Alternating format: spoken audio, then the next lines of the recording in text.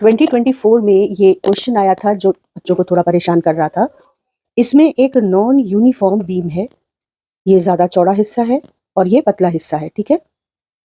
इस बीम की centre of gravity यहाँ है, मतलब इस पूरी बीम का वेट यानी ग्रेविटेशनल पुल इस पॉइंट पर काम करता है। क्वेश्चन में पूछा जा रहा है कि कितना फोर्स इस एंड पे लगाएं कि ये बीम हॉरिजॉन्टल हो जाए। तो सेंटर ऑफ ग्रेविटी से जो वेट एक्ट करता है वो इस बीम को ओ के अबाउट घुमा रहा है, क्योंकि इस पूरी बीम को इस पॉइंट पर पाइवोट किया गया है। तो ये कुछ ऐसी सिचुएशन है जैसे इस पेन में मास डिस्ट्रीब्यूशन नॉन यूनिफॉर्म है, इस हिस्से का वेट ज्यादा है और इस हिस्से का वेट कम है। तो इसकी सेंटर ऑफ ग्रेविटी भारी वाले पार्ट की तरफ शिफ्टेड होगी। अगर ये यूनिफॉर्म होता तो सेंटर ऑफ ग्रेविटी ठीक सेंटर में होती।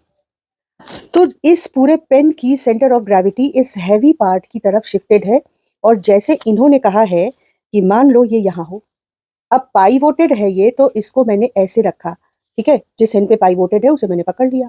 अब आप देखो कि वजन की वजह से ये पेन नीचे की ओर झुक रहा है, कुछ इस तरीके से।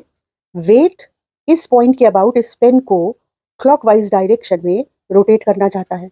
तो अगर हमें इस पेन को बैलेंस करना है तो हमें इसे यहाँ से सपोर्ट देना पड़ेगा, मतलब एक फोर्स एक्सर्ट करना पड़ेगा जो इसे एंटी क्लॉकवाइज रोटेशन दे, जिसकी वजह से जो क्लॉकवाइज रोटेशन इसका वेट दे रहा है और इस तरफ घुमाने की कोशिश कर रहा है, उसे ये सपोर्ट, ये फोर्स उसको बैलेंस कर सके एंटी क्लॉकवाइज रोटेशन देकर।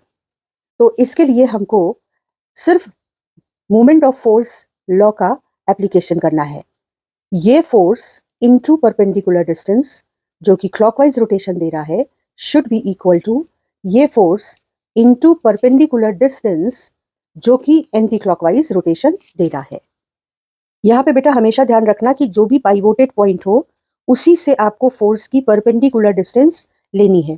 तो ये 0.80 मीटर है और ये 0.20 मीटर है।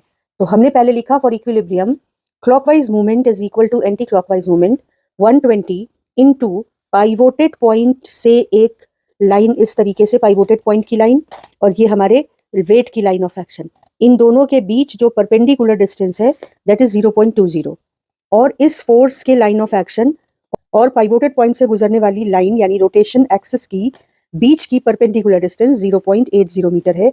इसे सॉल्व करेंगे तो हमको 30 न्यूटन आंसर मिल जाएगा।